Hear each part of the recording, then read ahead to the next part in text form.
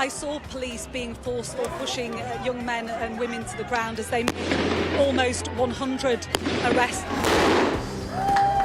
Will the cold affect your voters? Well, we have a lot of tremendous support. Free wherever you get your news. The people here know that worse storms may well be on their way. I'm Martha Kellner and I'm Sky's US correspondent based here in Los Angeles. Welcome back. You're watching Sky News. In just a moment, the press preview, a first look at what's on the front pages as they arrive. But first, our top stories. A legal challenge is underway after USAID workers were told they will be placed on leave from midnight tonight, part of Donald Trump's cuts to the Agency for International Development, which will take staff numbers from 10,000 workers to 611. The government confirms Grenfell Tower will be demolished over 2 years. Human rights campaigners say they have privacy concerns over reports the government is demanding access to Apple users' private data.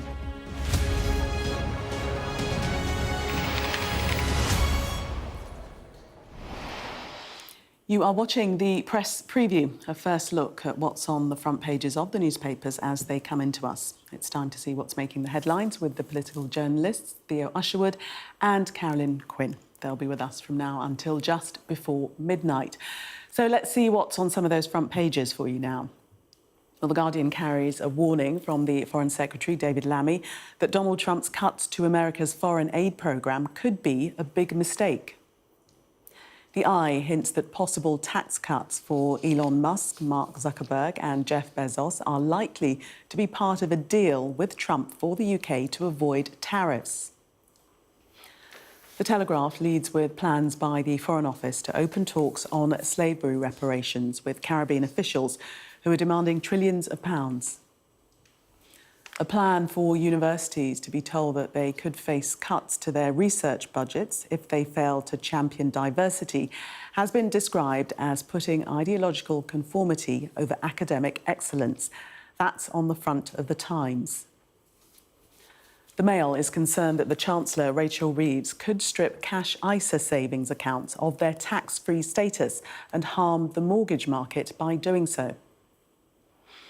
In the Express, BBC Countryfile presenter Adam Henson criticises Ms Reeves' plan to impose inheritance tax on farmers like him. According to the Financial Times, investors are at risk of being swindled by copycats of Donald Trump's personalised cryptocurrency. The Mirror speaks to a former burglar whose accomplice was shot dead by the farmer Tony Martin when they trespassed onto his land in 1999.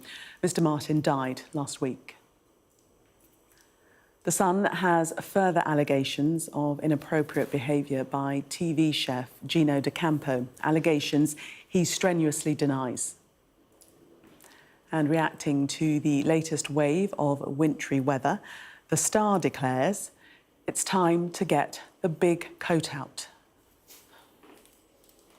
I don't think they deployed boffins, scientific boffins, to come to that conclusion. Well, we're joined tonight by Theo Usherwood and Carolyn Quinn, who'll be taking us through the papers. Good to see both of you. Let's start with The Guardian and their front page. Headline, Trump's aid cuts could be big mistake. Lammy, this is the Foreign Secretary, David Lammy, cautioning Donald Trump against these cuts to USAID. Karen? Yeah, well, they've got a £40 billion budget, and Donald Trump and his aides and his assistants feel that there's corruption in the ranks of USAID. They've got about 10,000 staff. I think yes. The majority, 9,700, have now been laid off while corruption is investigated. The argument being that it needs a good look at, and the work that it's doing in developing countries needs to be analysed properly. Now, that would mean that if this is cut off, with the speed at which it's been done and the manner of this suspension, means that hundreds of thousands of lives could be affected, because this aid spreads worldwide, the American reputation for being an aid giver will be seriously damaged. And in this piece here, you see Lammy mentioned. David Lammy, the Foreign Secretary, suggests that it's a big strategic mistake and it could allow China to step in and further its global influence because, of course, aid is soft power. And governments have used this sort of soft power over decades and generations to help, but also to, improve their own reputations abroad. The fear about China stepping in. Just to say, in terms of the USAID workers, a judge has temporarily paused any further movement on that. So that is still to be decided whether that will actually be the outcome. But just returning to the article, Theo, David Lammy cautioning that Britain's own experience of merging the Department for International Development into the Foreign Office didn't work out well. It's interesting how David Lammy, the Foreign Secretary, frames this, of course, very cautious about criticising Donald Trump. He refers to what I can say to American friends, as it's widely accepted that the decision by the UK, with very little preparation to close down DFID to suspend funding in the short term or give up many global partners little heads up, was a big strategic mistake. But he stopped short of directly criticising Donald Trump with this particular decision. And this is the third time, by my count, this week where a member of the government has had to delicately find a way of opposing something that the White House under Donald Trump has done without actually criticising Donald Trump. You remember at the beginning of the week, Keir Starmer was at that NATO press conference and Donald Trump had threatened tariffs against the EU, and he said that he wasn't going to take sides and that Britain would want to get the best out of a deal with both the European Union and, of course, its relationship with the United States. We then had those extraordinary remarks by Donald Trump to turn Gaza into the Riviera of the Middle East. It took pretty much 36 hours before Annalise Dodds, the Foreign Office Minister, came to the House of Commons and said this would be something that the government would oppose, but on 3 occasions, by my count, actually failed to criticise Donald Trump. But Sakir did say that, he would want to work with the Palestinian people for what they wanted and towards a two-state solution. Yes, but it was, he was talking about, of course, he mentioned, of course, giving the Palestinians the option if they wanted to leave. But make no mistake, I mean, this is regarded by the British government, at least, as being the forced displacement of Palestinian people would be something that the British government would oppose. But again, we see this sort of news cycle which starts UK time at around 10, 11 o'clock at night, and then this sort of scrabble through the morning, 3 days this week. And as the government, the International Criminal Court, the sanctions, Donald Trump put sanctions on. But the UK and other countries have come out and said, well, we support the ICC, so they haven't exactly. But you're right, the language, they're having to tread such a careful line, aren't they? They're, treading this tightrope so that they don't upset Donald Trump, at the same time trying to keep the EU countries on board. It's and their own voters as well. And they, Keir Starmer needs to be very mindful of his own MPs in the House of Commons, who, especially on the Gaza situation in Gaza, and his own voters as well. This is a really difficult, and it's becoming the daily narrative for the Prime Minister and for Number 10 and for Whitehall departments. You're right to talk about the voters, because I think there is possibly a political salience to what Donald Trump's doing here, because this is a time when a lot of countries are questioning the money that their own governments are putting into development aid. A sense of people wanting to draw their horns in and not be spending. This assistance aid is being questioned not just in the USA, but in Europe and other countries as well. But speaking to, the UK government having to tread carefully, we look at the I newspaper and the story there. British officials expect the White House to demand lower UK taxes on tech giants, including ex-Amazon and Facebook, plus relaxed regulation, and this to escape tariffs. Again, having to walk on eggshells. Yes, look, there's going to be a price to pay. Donald Trump is a good negotiator, whichever side, whether you like him or loathe him, and there will be a price to pay for some sort of deal to escape tariffs, whether, regardless of whether we try and actually secure a freestanding trade deal with the United States because of the implications that would have as Keir Starmer tries to seek a reset with the European Union. The first and foremost at the top of the Prime Minister's list of things to do is to escape any tariffs that might be coming down on the European Union and those rolling over to the UK as well. He needs to ensure that those don't happen. But that's not going to be just a giveaway from Donald Trump. He's going to want something in return. And now, of course, we're talking about, and this is interesting because these online giants are in the government sights when it comes to the absolute horrors that we've seen, whether it be in Southport, the fallout from that, whether it be with social media or the Amazon. This is something where the government really needs to try and introduce further restrictions, and it'll be interesting to see whether Donald Trump is able, and we know that he's supported by the likes of Bezos and Zuckerberg and Musk, that whether he tries They're on the front row at the inauguration, exactly. So they'll try and leverage their position to ensure that they don't face any sanctions, and the threat of tariffs will be the leverage that Trump uses. And how much of an influence will Musk have over this?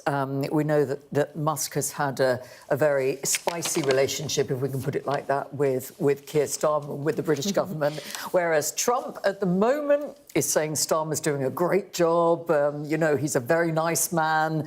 I wonder which side of Trump's head will be influenced. Yeah. Will it be the Starmer's nice or Elon Musk saying, look, we've got to press on tariffs?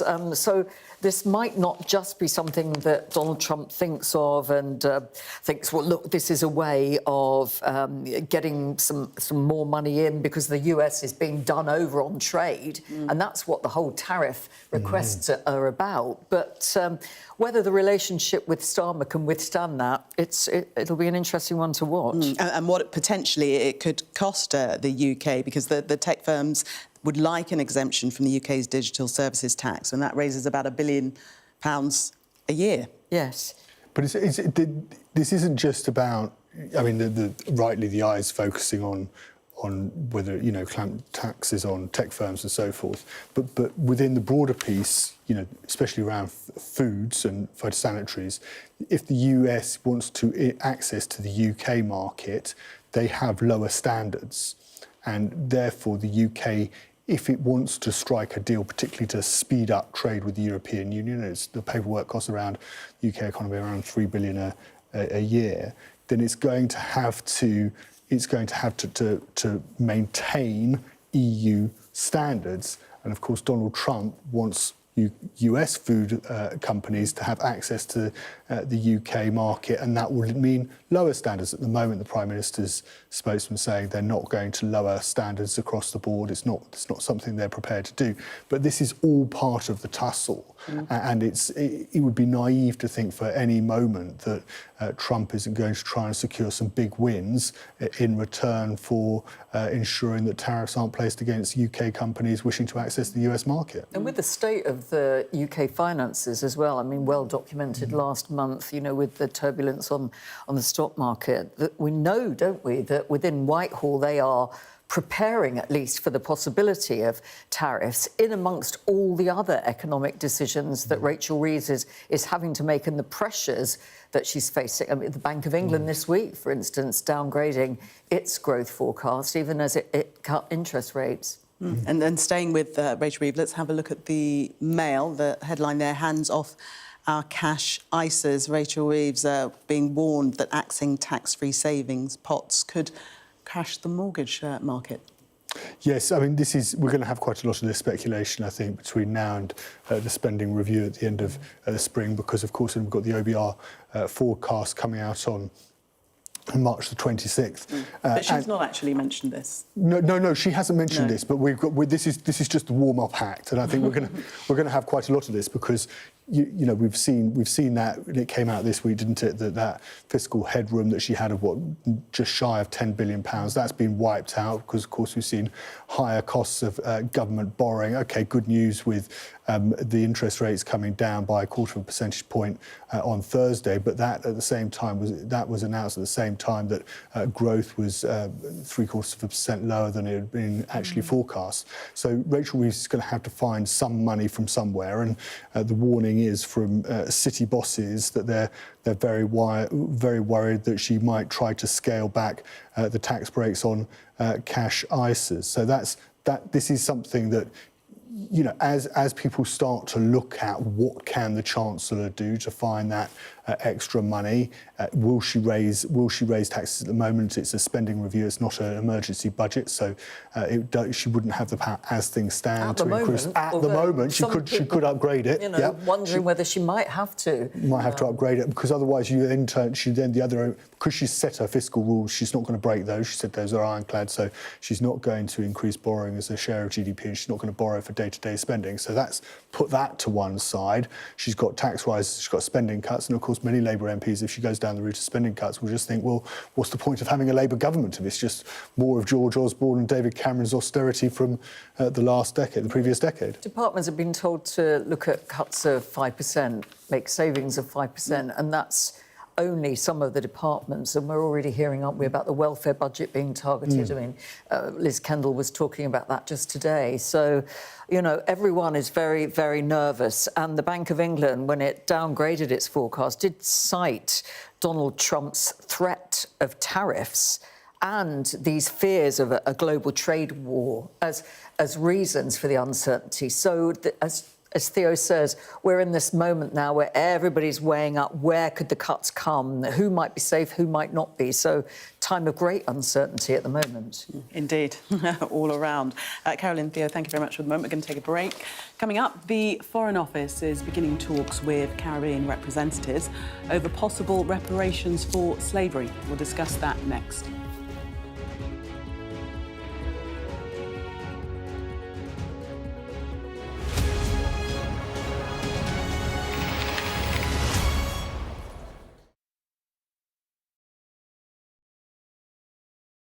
I'm Adam Parsons, Sky's Europe correspondent based here in Brussels. I've witnessed migration across Europe close up.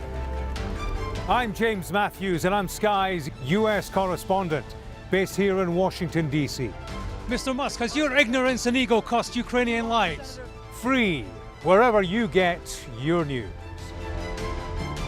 I'm Ivor Bennett, Sky's Moscow correspondent. Why do you support Vladimir Putin, Mr. Seagal? I'm Conor Gillis, Sky's Scotland correspondent. Sky News, the full story first. We're going to do this 100 times every day for the next 3 months. Why have we agreed to this? Raises many questions about many things. Actually seeing people impacted, she was so upset. It was powerful. They kind of couldn't believe they were being berated here. Very much on my terms, I think was the subtext. News happens fast around Donald Trump. It was a kind of wow moment. Yeah, that's what it feels like, doesn't it? It's Trump world, and we just live in it. So, where next? Follow Trump 100 wherever you get your podcasts. I'm Alistair Bunkle, Sky's Middle East correspondent based here in Jerusalem. The only way into Gaza for us right now is with the Israeli military. We've just reached the centre of Khan Yunis. The IDF had brought us in to show us a tunnel network under a residential neighbourhood. At the end of the day, it's war up the top. It's war down here. Sky News. Get the full story first. Our app gives you the very best of Sky News wherever you are. Breaking news, videos and analysis. Evidence of the crisis. Podcasts, watching us live. Live here from Washington. Wherever you get your podcast. All in one place. And all at just the touch of a screen. The Sky News app. Get the full story first. The Premier League is exclusively on Peacock. Two of the league's biggest clubs find themselves at the wrong end of the table. And the mood turns extremely sour. Desperately chasing a win to turn their season around. It's a beautiful finish. Tottenham Hotspur. To Eriksen. Back towards Amma. Manchester United. This is the Premier League. February 16, only on Peacock. Mandatory evacuation, you must leave! For many people, Harvey is far from over. People here believe the water will be this deep for weeks. I'm Greg Milam, and I'm Sky's chief North of England correspondent. Are you trying to run me over, Sir Philip? No, go away. Look like it, sir. Will you respond to those who made accusations, Sir Philip? Can you go away? Sky News, the full story first.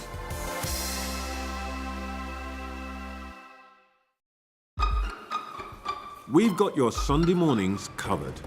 From the front page and the sounds of the streets to the voices of the people who make the major calls and big picture politics beyond Westminster.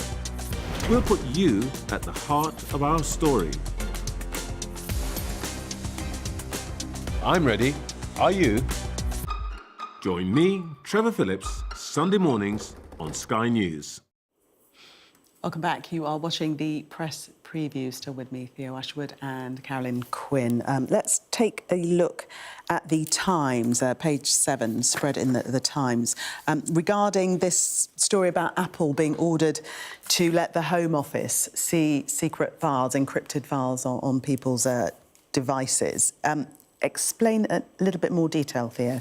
The crucial thing about this story is that the government has ordered, the UK government has ordered blanket access to be able to get hold of files in the Apple's iCloud. And this is something that has been resisted by the US technology firm repeatedly, saying it regards privacy as a fundamental human right. This report first came out from the Washington Post. It's been picked up by the Times. But what seems to be different about this particular story is it's not relating to the Home Office seeking just a one-off on a specific case. What they're asking for is actually to go much further and to have the right for blanket access right across the board for files uploaded to the iCloud. And I think this it's been done under the Investigatory Powers Act 2016, and it's going to be interesting to see whether Apple will successfully defend it. But I mean, you know, obviously the Home Office have their arguments that they need access to these files to fight terrorism, to build cases against organised crime and the such. But it's an extraordinary, I think, it's heading for an extraordinary battle between Apple and the Home Office, given the extent as to which the extent of the information that the government is after. And we haven't had it confirmed by the Home Office. This order has been sought because they don't do that. Do not comment. No, but it has been confirmed by Home Office sources, according to. Oh, has it in this yes, article? In this article, previously, yes. we were reporting that it hadn't been. It says it's been confirmed by the Home Office sources. I mean, the question, though, Carolyn, is can Apple resist? Will they be able to resist? I think they will come under great pressure from the civil liberties campaign groups who are mentioned here. Rebecca Vincent, for example, from Big Brother Watch, who says, troubled by these reports, that this would allow Apple to create a back door that would effectively break encryption for millions of users, an unprecedented attack on privacy rights, and has no place in any democracy. And breaking encryption will not make us safer, she says. Instead, it will erode the fundamental rights and civil liberties of the entire population. I don't think that will necessarily make Apple, feel any better about their resistance, but the government clearly wants to go ahead with it. It's issued this order last month under the Investigatory Powers Act, and I can't see at the moment that either side is backing down. Let's cross to, we're running out of time, to the Telegraph, and we did trail this story. Labour opening talks on slavery payouts to a delegation from the Caribbean, the CARICOM delegation. Yes, this is a story. The numbers being mentioned are quite significant. I mean, I try and treat it, with a slight little degree of scepticism. They're talking about the Foreign Office being asked to meet demands for £18 trillion pounds of payouts for slavery reparations. That's been apparently demanded by Caribbean officials. Of course, this is off the back of what the deal that's been done with with Mauritius when it comes to the Chagos Islands. It was being talked about. There was a podcast, and it leads back, of course, to the Attorney General, Lord Richard Hermer, who, of course, was accused of being instrumental in that deal with Mauritius and ceding so much money and the deal that was done. And then there was a podcast which was revealed that he'd spoken in, where he'd spoken about, slavery reparations. And this seems to be off the back of that now. But a debate that will be having a debate as to whether we're going to pay. Theo and Carolyn, thank you very much for the moment. We'll see you at the top of the 11. Coming up, we look at the impacts of the US AID cuts as a judge takes on the president.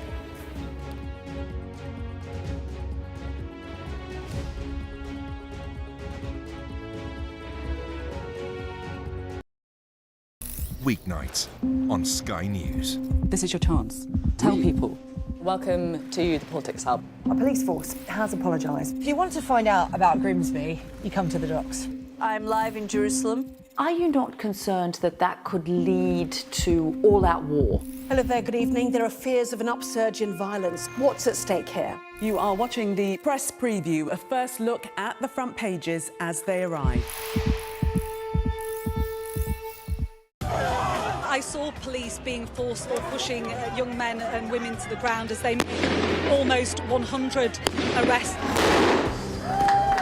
Will the cold affect your voters? Well, we have a lot of tremendous support.